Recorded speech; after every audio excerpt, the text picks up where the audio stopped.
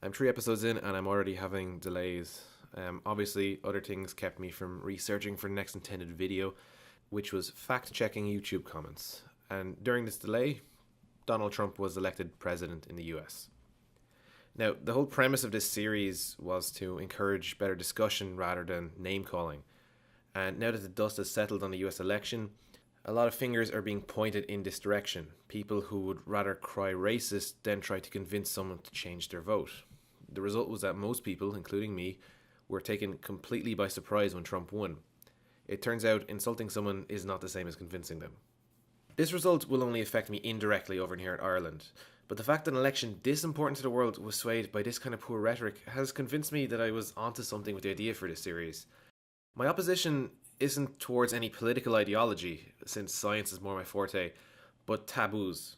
Taboos that force people to keep toxic ideas hidden beneath the surface, festering away until someone like Trump can come along and tear the mask off en masse.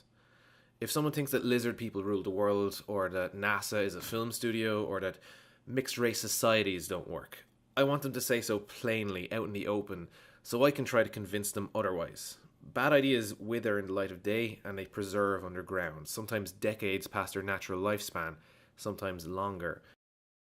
Even now, the indirect effects of Trump's win are making their way across the Atlantic.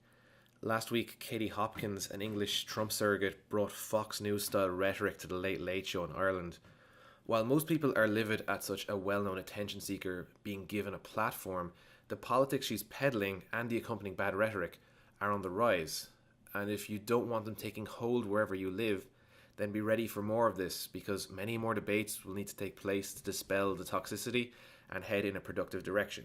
If they don't, then your next election might hold a similar surprise.